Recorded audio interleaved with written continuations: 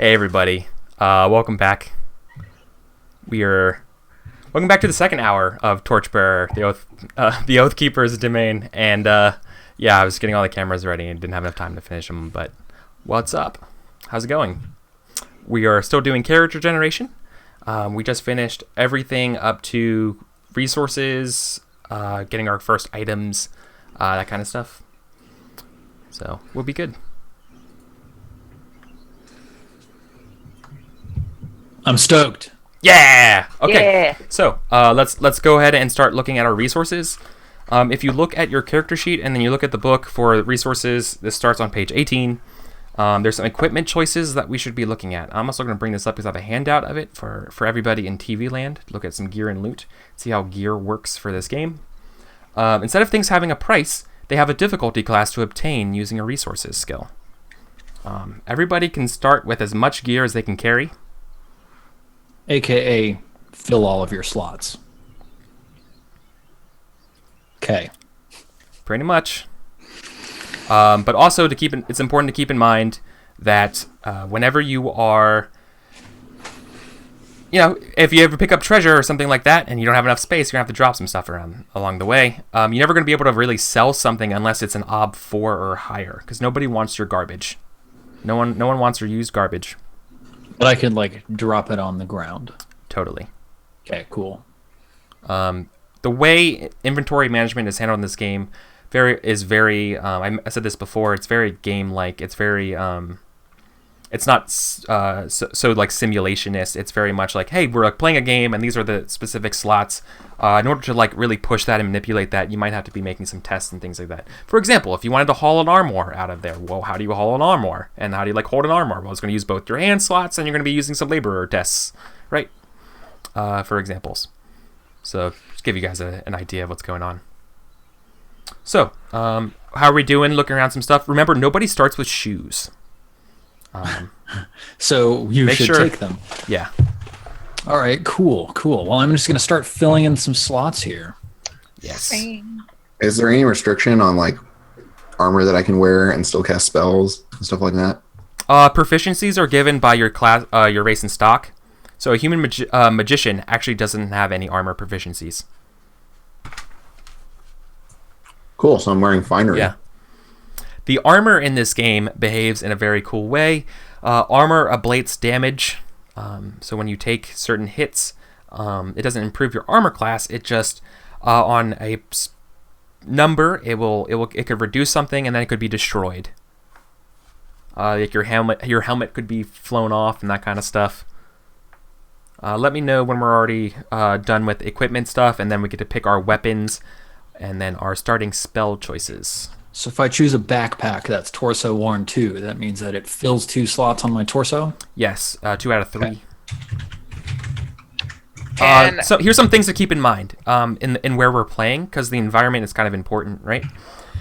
So I'm basing this area kind of off of America's Yosemite. So expect things that kind of follow along the lines of cold nights and hot days. It's just kind of how it is. It kind of sucks. It's really beautiful, but yeah, it's a little bit nipply outside when the sun goes down, and then it gets really scorching hot during the day. I think it's gonna be around springtime, so prepare accordingly. AKA a cloak might not be a bad idea. Also, you can expect environmental twists based on weather as possibilities for outcomes for things, so being prepared with that kind of stuff. If you ever wanted to repair clothing, that's peasant, by the way. Okay, but Eric. Yes. Finery takes up 3 slots. Yes, it does. I want to wear finery. So why you got to make this difficult for me? Dag. I guess it's just totally impractical for me to wear finery. Because it means I can't wear a backpack or a cloak. Well, you let someone else carry all your stuff, right? Does a backpack have 6 slots? Is that the deal? Yeah. Yeah, a backpack. Cool. Yeah, so you're spending 2 for 6. Backpacks are a factor in tests, specifically if you guys were hiking overland for a whole day with a heavy-ass backpack. That's a factor. When you're trying to squeeze through narrow ravines, getting chased by dire rats, they're a factor. That kind of stuff. So I'm wearing leather armor, I think, as an adventurer. Does that take up torso slot? Yes, it does. So it actually, going over to page 19 of the book, armor inventory slots. A helmet would take up a head worn slot, and the leather armor would take a torso worn slot. Yes. So also here's something cool about Torchbearer for someone's new. One of the starting equipment things is garlic. You can wear a string of garlic around your neck, and they count as supplies for cooking. I'm totally doing that. I'm highlighting a few things that could be of import. Only because this is our first game, and I love you guys too much that I want it to hurt a little bit when you die. So here's a question. There's no like clothes. So does that mean I'm just like always wearing clothes, and then I put my backpack and my cloak on? Yeah, you're basically wearing like a burlap sack with the armholes cut out. So I've got 4 torches, a grappling hook, a rope, and 1 preserved rations. Yeah. So like if y'all might want to grab some other useful things. Yeah. I guess we will need a is tinderbox in order to light torches. Yeah, and here's some other things, and lighting anything, candles as well, kind of stuff. When you grab rations that are preserved and torches, I think they come in more than just one. Torches, it specifically says torches 4. Yes, Yeah. exactly. And rations preserved doesn't say anything other than rations preserved. I think so, but I think preserved rations can do for like 3 meals or something like that. Okay. Or it's just fresh rations that come up with that. Let me look at the other part of it, because I think there's a little bit more to the number of rations you get in your pack based on that. I'm seeing rations fresh 2, rations preserved 3. Yeah, that makes sense. They're just like torches in a bundle. I've got the tinderbox, a hammer. We need anything else critical amongst the 3 of us? Somebody gonna carry the 10-foot pole? I have garlic. I'm gonna have wolfsbane. And a mirror. Yeah. And just I wanted to go ahead and mention this and give a shout out in chat. If you guys have questions, Juhanian and Fake Alex Blue are pretty good with Torchbearer rules knowledge. So if you guys ever have questions about what's going on, what's good to use, I'm sure they can be able to help you. Maybe I'll have a tinderbox as well, just in case. Yeah. Sometimes having a little bit of redundancy is a good thing. Very common twists to failures is that you lose some items and that kind of stuff. Also, other twists. If you lose things out of your backpack, they usually come out of the bottom. So stack it. The order matters. Yes, order of your backpack matters. And yeah, like the thing on top in the list is at the top of your backpack is the first thing that you'd be able to pull out. Yeah. Question: would a hammer be redundant if I got stakes and mallet? No. But also keep this in mind. The game assumes that you have the tools required for the skills that you're using. Oh, right. So if you have ranks in a skill, I think if you have at least 2 ranks in a skill, or rating of 2, it's assumed that you are carrying around the proper tools for that. They don't count against you. So if you needed a mallet and you have like dungeoneering, I think I would be willing to give you that. Hammer and stakes are more for killing vampires. Or setting up a hammock. I want to have a lantern. Right.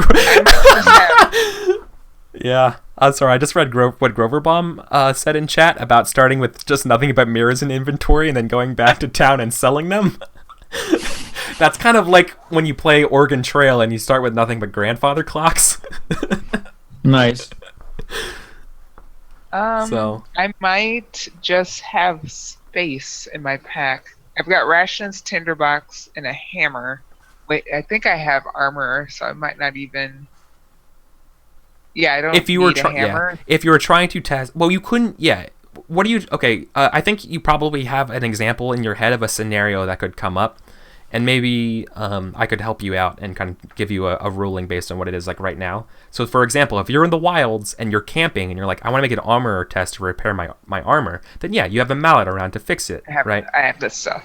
Yeah, because you have But armor. if I wanted to, like... You couldn't use that hammer then to, like, do another skill unless you have ranks in that skill to do what you need. Like, smash a window or something. It's not automatically there. Yeah, but no, it wouldn't be. I don't. That wouldn't really need a skill based on what you're describing. You would just smash a window. Okay. So maybe. So I don't need a hammer. I have rations in a tinderbox right now. Get iron spikes. Can do. Because we can use them to like spike doors shut or punch spikes into a wall we're trying to climb. Yeah. Also, it's a useful thing. Yeah, it's all. Oh, yeah, a hammer could be a improvised weapon, so that's good to know. Some other things to also consider here: make sure you have a water skin or a wine skin. Yep. Wine in this game can actually help aid you in recovering from some conditions. Excellent. I have a wine skin, and it goes in the skin slot. God. Yeah, I was very confused about that for a little bit. Yep. I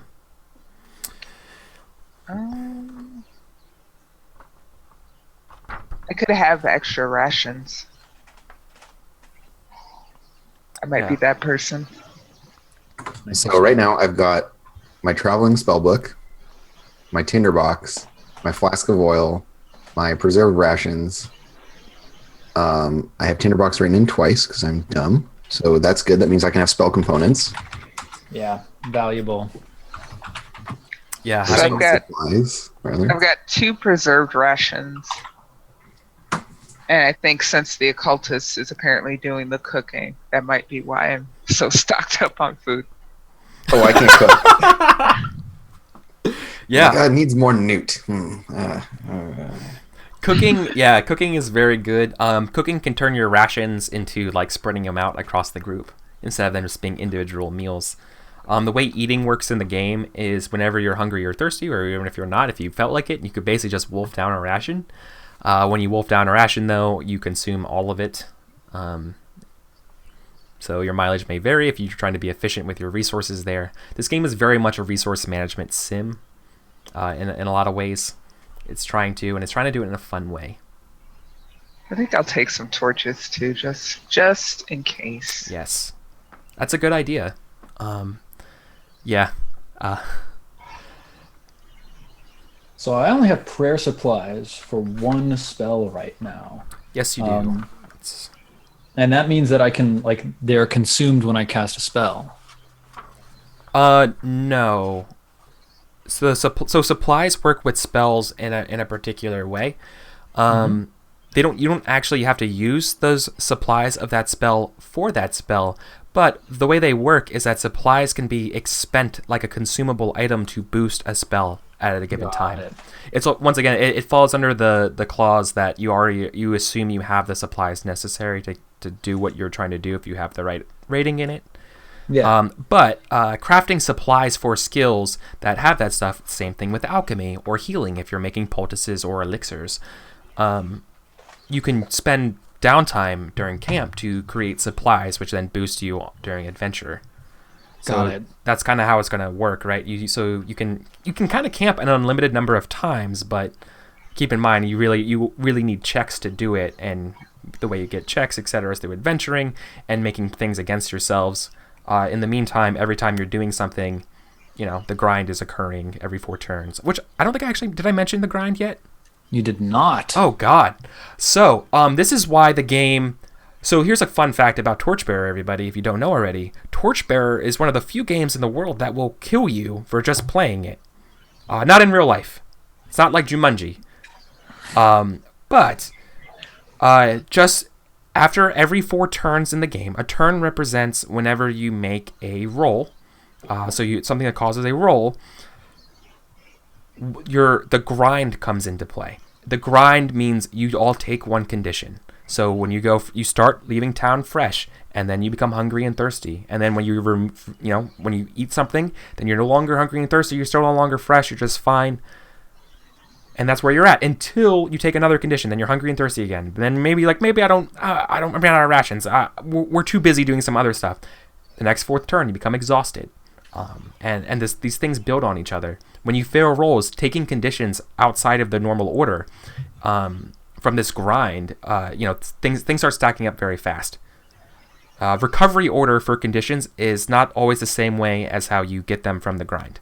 That's also important to know. The recovery order, I don't think is listed on... It's listed in the book, but recovery order goes, I think, hungry and thirsty, exhausted, angry, sick, injured, afraid. No, that's the grind one. Recovery order is different than that order. So the grind will first give you hungry and thirsty. If you already have hungry and thirsty, then it will give you exhausted. If you're already exhausted and hungry and thirsty, it will give you angry, etc., etc. So taking care of conditions is a big deal. So I have got a helmet on my head. My mother's wedding ring is worn around my neck. I'm carrying a warhammer, but it will be equipped in 2 hands when we get into combat. Okay. Backpack. Oh, go ahead. I think dwarves have something about not being able to use 2-handed weapons. What? Yeah. What kind of dwarf can't use... Gosh darn. No, dwarves may use any weapon except the bow, 2-handed sword, and lance. Oh, it's 2-handed sword. You're fine.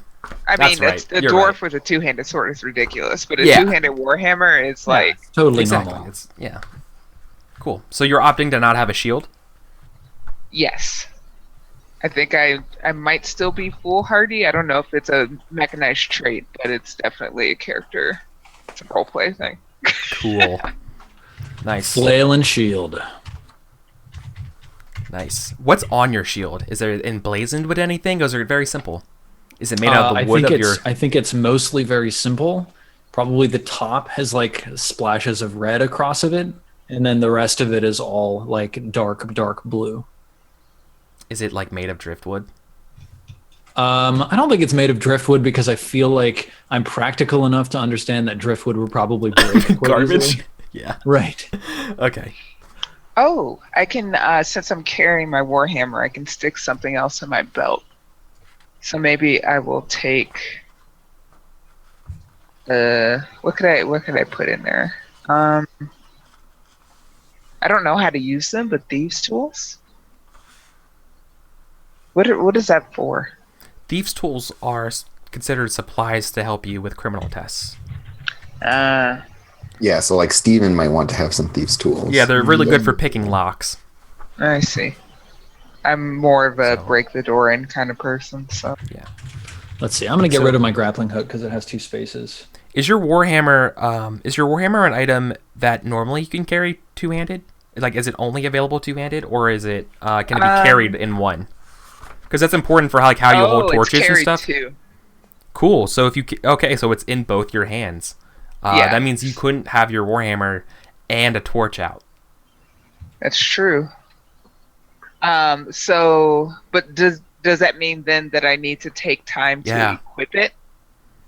No, if you have it in your hands, as soon as a fight starts, you go and smash. I just always, Yeah. I'm always ready. So, and I have a lantern in my hand, so I'm like always lighting us up. Uncivilized Commoners in chat also mentions here's something you can do when you're starting out. You can carry loot bags in your backpack, so then when you need more space and you have more loot, you can carry you can look like the Monopoly man with a bag full of extra things. Nice. Yeah, and so that's why it has the small sack and large sack. Large sack is the most efficient, but small sacks you can carry in one hand, whereas the large sack you have to put in both, but it gets you an extra 2 slots. Yeah. If you ever want to look like the Grinch, you just carry a sack, right? Or Santa. Like, that's what you're going to look like. Running out of a dungeon for your life, sick, afraid, exhausted, carrying a giant sack full of, like, statues and portraits. Cool. Yeah. Okay. I replaced my grappling hook with Thieves' Tools and 2 small sacks. Nice. Awesome. Excellent. Cool. I think are we good with gear and supplies and everything like that? Yeah, what can I wear on my head as a wizard?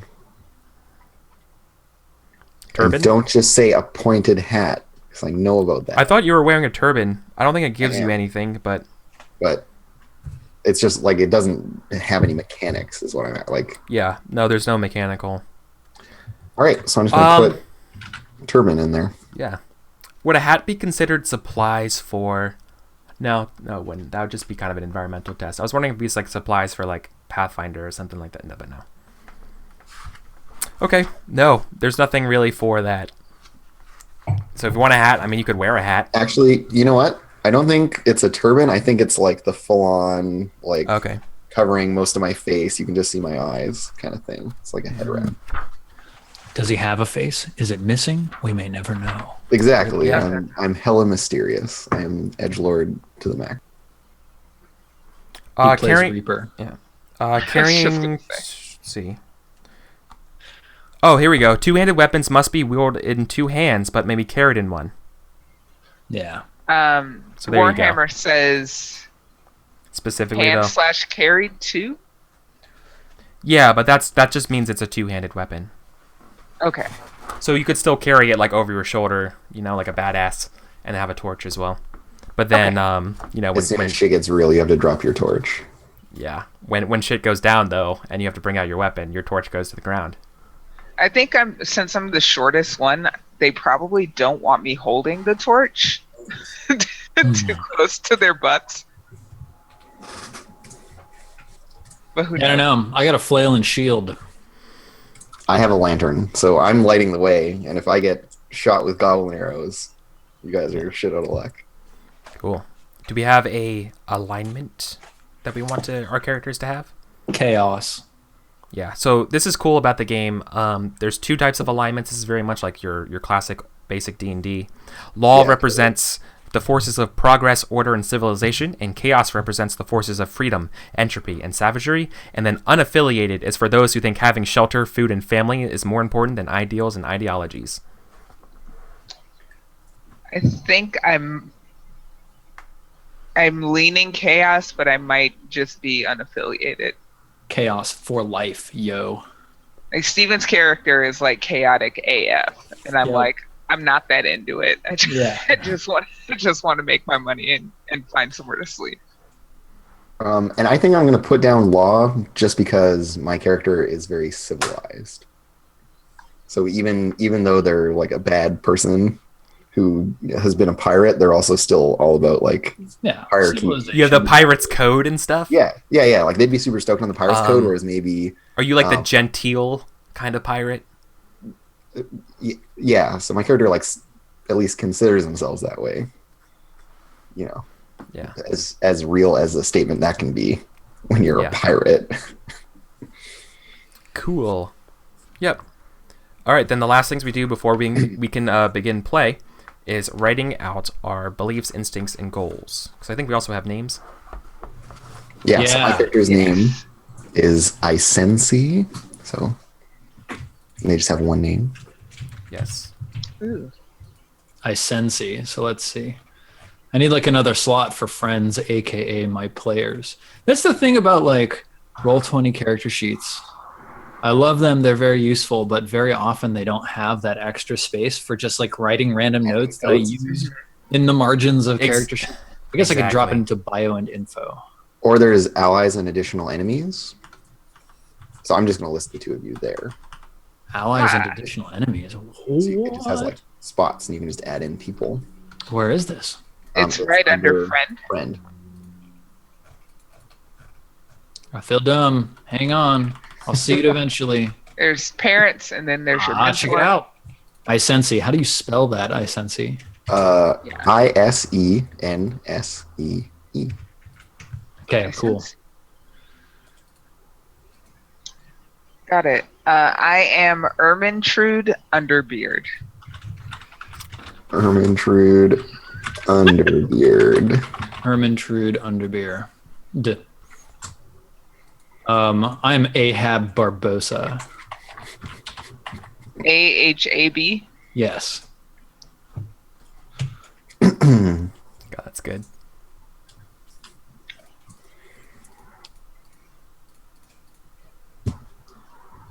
And then we have beliefs, goals, and instincts. Yes. Have we all played a Burning Wheel like game before? Are we familiar with what a belief, instinct, and goal is and how they work? Or should I do Played Burning Not Wheel. at all. Yeah. A GM Burning Wheel. Never played it. All right. Well, I do here's love me here's some some important. There's some things about instincts I want to go over though, because they behave differently in Torchbearer, I think, than other ones. Yeah, Instincts. these are more like Mouse Guard. Yeah, These this are is- the mechanic from Mouse Guard. These are more like the mechanics of Mouse Guard. Instincts in this game, you don't want them to cause you trouble. Instincts are incredibly important, and here's why. Instincts, if they allow you to make a check or some kind of roll, that roll does not count against the grind. You can only help people if you have also who are doing an instinct roll. If you also have an instinct that would be either helping them or something like that. Okay. Does anyone need help crafting instincts and that sort of stuff or beliefs? Kind of because there's some special rules like I will always do X or I will never do Y, that kind of stuff. So in my conditions. instinct is going to be about always mapping where we go. Yeah. It just feels like it's too good for me, like too good mechanically for me to not do that. Yeah. That's just unbelievably strong to have. So I'm going to do it. Here. It's a good one.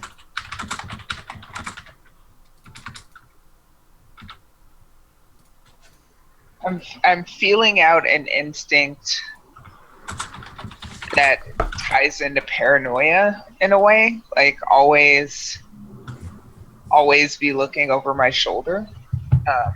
But I don't know how to word it properly to trigger mechanics. Always check your corners. Always check your corners. You could when I played this with Hillary, she had an instinct that was to always basically always scout every room. Unfortunately, she also had a really low scout skill, so it was actually terrible. It was like she would fail every roll that she made, but she had to make it and would always make it. Yeah, I don't even have scout. I think it's less useful in that way.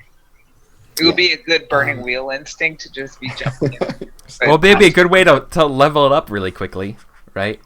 So here's some things to consider when you're writing an instinct, if you want to frame it that way. Think of when in environment I will always do or I will never do. Right? I think my instinct is going to be when running away, I will never drop my torch. Always stay warm and fed, or never avoid the opportunity to eat, or something like that. Which one of those feels the best to you, Eric? The latter one sounds good, but that really just seems like whenever I give you the hungry and thirsty condition, it already doesn't cost you a check to eat already. So, personally, I think that you could do probably a little bit if you wanted to be more gamey. You could maybe it's always else. Keep people warm and fed. Maybe something a little more expensive. Always keep people warm and fed, so that basically, I've seen that written as when in camp, always cook a hearty meal for my adventurers, right? Because you can only cook for people in camping, right? Because it's part of recovering. So when in camp, I will always prepare a meal. That would certainly work if that's what you're trying to aim at. Yeah, and if you have the cook skill, that would be cool. I don't think I do, actually. Yeah. I do not. Skills. What skills do I have? Let's look at that. Dungeoneer. I feel like I can work in my always be prepared feeling with my Dungeoneer skill, but I'm not sure when Dungeoneer is even rolled. It's for dealing with if we need to cross a gap or if you want to on the edge of things. I have a skill list listed here as a handout that gives you a sort of use case of some skills. That is useful. Maybe something like always take the lead when we encounter an obstacle in a dungeon. You might have to be a little bit more specific about when encountering an obstacle. I'd like something that imposes on you when you're navigating something. Always take the lead. Or maybe just always take the lead underground. Because encountering an obstacle would be you encounter a dragon, just as it could be there's a chasm, right, and you have to get to the other side. Yeah, I want to word it such that when dungeoneering stuff comes up, I'm okay, you humans, get the hell out of the way. let me handle this. I think my instinct is going to be always demonstrate the power of the deep gods. Yeah, awesome. I was gonna say something like that. It's like never give up a chance to demonstrate dwarven superiority underground, or like navigating the depths, something like that for your dwarf.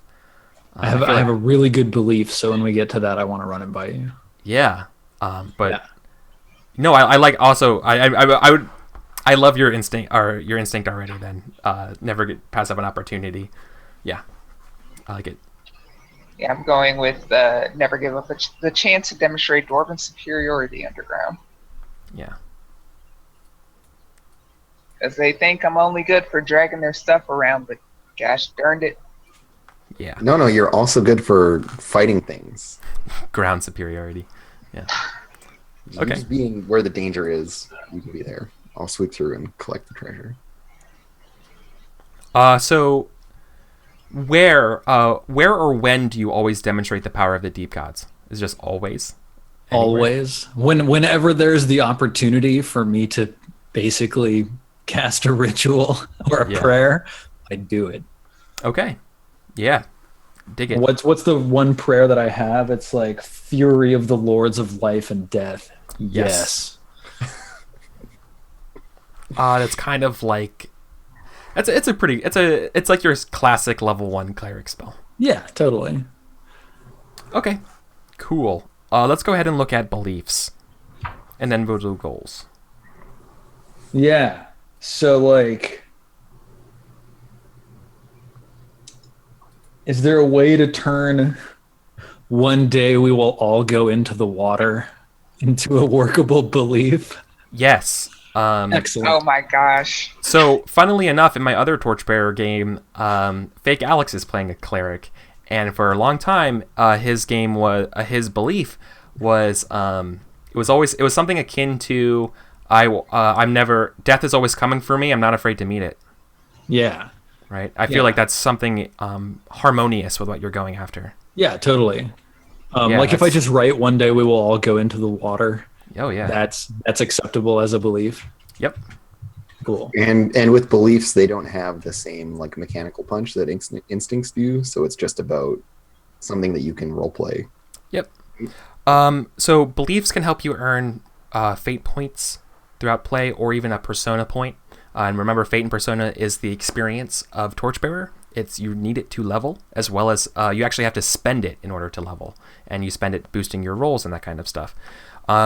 Earning, to me, when I see a belief driven, unless it's like, obvious, usually when I think of you playing and not just giving lip service to a belief is when there's a role that comes into play because of it. Oh, go ahead. So to keep that in mind, acting towards a belief isn't enough to be like, it has to be pretty direct for me. Yeah, usually like with an actual role associated with it. Yeah. That you can point at.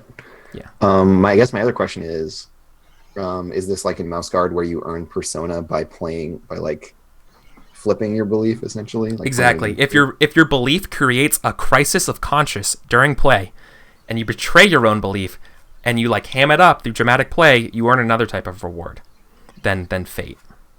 Cool. My belief is something like the dwarven halls have cast me out of their glory, and I will make my own glory through the sweat of my own brow. Nice. Oh, so you're a libertarian dwarf. Yeah. Yeah. No gods, no kings, only dwarves. Oh, jeez. This crew is doomed. Yeah. Crew Boy. is doomed. Yeah. So doomed. I really yeah, Torchbearer is a game where working together is like super important. So Nice. I think our goals are very aligned. I just think we're maybe not the most cautious individuals. yeah. Yeah, everyone's like in it together. Like we're still a crew, Yeah. but Yeah. just Like one day we will all go into the water. y'all are a So bunch of jerks. Yeah. let's just go. Cool. And now the last part is our goals. Goals are statements where there will be written such as like I will or I must. What is I Sensi's belief? Do we know? Oh, I'm just pinning it in now. That's right, I forgot. Thank you. I got so I excited. think- So curious. Too hyped to start playing. I forgot. I think mine is that I have seen the darkness that lies beyond the stars.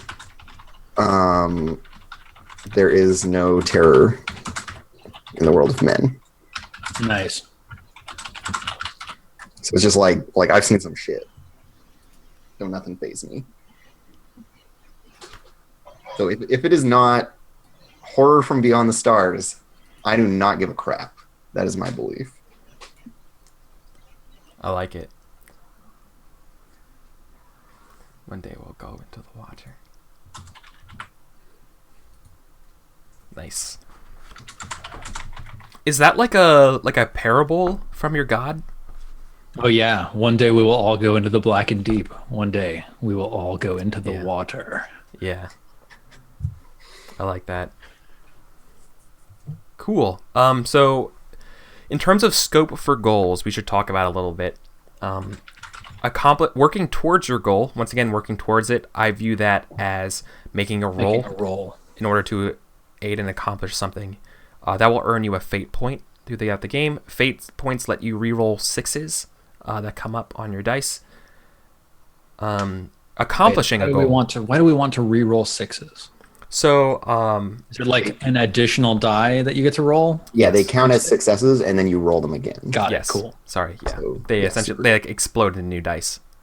So you could, it's one of those things where you're hungry and sick and tired, and you only rolling one die, and you're trying to be like an ob 4 or something. You're like, okay, I better hope I get a bunch of 6s, or something like that. Or it's the difference between an attack failing or succeeding in an epic combat that would knock you out and that kind of stuff. It's really important on like versus tests and that kind of stuff, or that kind of thing. So, accomplishing a goal, back to goals. Accomplishing a goal earns you a persona point. It should be, you can't set up accomplishing a goal in one session is kind of what you should be aiming for, but it can't be something as like, I'm going to light a torch, right? Like, you have to set somewhat meaningful goals. Well, I got to back to the drawing board for me. Jeez. Yeah. I mean, like, we're here because we want to find information about this knight's treasure, right? Is this land populated or is it abandoned? Do we know that? You know that the land was once populated. Since then, it is. You know of a small town called Everfair, a small little hamlet. That's about it. And you know that poachers and hunters roam these lands. Okay, so maybe like a decent first goal could be like make contact with someone local to this land. Yeah. Okay, well that's my goal. Find where the poachers got their gold would be one, something like that, right? That kind of stuff. I don't want to duplicate Steven's goal, but I feel like that's Duplicating goals isn't a bad thing. It just means we're going to probably be doing some very focused play, which is good because we're an hour 2, and I don't mind having something that we should be working towards. Gotcha. In that case, my goal is to shake down Everfair and find out where the loot is. Just worded slightly differently. Okay. Cool. So then we will be trying to get to Everfair at the start. I'm rewording my instinct just a little bit, which is now never pass up an opportunity to demonstrate the power of the deep gods. Yeah. Give me the loot. Yeah. All right. I like how so, Ermintrude's is never give up the chance to demonstrate dwarven superiority underground. Very prideful people. I like this a lot. I mean, we've been on the boat, and I've been so incredibly seasick this whole time. It's like, no. Now we're on the dirt. Yep. This is my Home house. field, baby. Home field advantage. Let's go. I love the idea love of it. the dwarf who's just like so stoic, but like has been seasick for years. Like you were pirates for like a couple of years at least, and you're just like, I've been seasick. I'm super relieved that our boat crashed. Yeah. You're just like, thank God. Awesome. I might have kissed the coast when we swam to shore. Cool. Do we have so everybody has a title at level 1? Our dwarven level 1 title is adventurer, our human level 1 title is disciple, and our human level 1 magician is apprentice. Because once again, we're not popular, powerful people. We're the bottom of the ladders. Is there a place for me to note that? Maybe I have to look at the character sheet. I'm putting 1 dash adventurer in level. Yeah, it's probably I'm good. not sure where a title is supposed to be. Yeah, It's not. It's more of just your reputation. Now you are Disciple. Ahab the disciple. All right. So my goal is going to be to chart a safe path through the wilds, steering my crew away from harm. Nice. So if we can get there without really bad shit happening, thanks to my pathfinding and orienteering skills. Yeah. Cool. Do we all grab ourselves a raiment? I think is it a raiment? Is that how you pronounce that? What is a raiment? Yeah. So a raiment is kind of like a distinctive item or clothing that your character wears. Sort of your banner or your standard. The thing that identifies or makes you unique. What, a skull with jewels in it wasn't enough for you, Eric? Jeez. Yeah. Does it have to? It doesn't go in a slot, so it can sort of be anywhere. It can be anywhere. Yeah. I think I'm wearing a torn or burned in some way tabard of the Dwarven Halls, because secretly I really miss being home. Can it be head to toe tattoos except for my hands, face, and feet? Yeah. Totally. Right. What kind of tattoos? Tentacles. Are those tattoos scars from being wrapped by tentacles, or are they? No. Oh, they're drawn. Yeah, exactly. Okay. I've spent hours under the pinprick to make my skin a mantle to the deep ones. Did you do it yourself? I think probably not, because I couldn't reach certain parts of me. Right. Maybe I started parts of it on my own, but then I had to go get it done. You see this? Could you just do more of this, but over here? Yeah. Just copy paste. I'm imagining some old sea crone, yes, dick and poking you. Oh goodness. Yes. Sea shack. Crab singers. I think I'm super homesick. I was whatever, I'll just strike out on my own, and I'll find my own people to hang out with. And then I found these 2 fucking weirdos, and I'm like, oh god. Ooh, I bet you the good tattoos really use squid ink and stuff. Yeah. Okay, well I think my signature raiment will be my bright red headscarf. That covers my face and my head.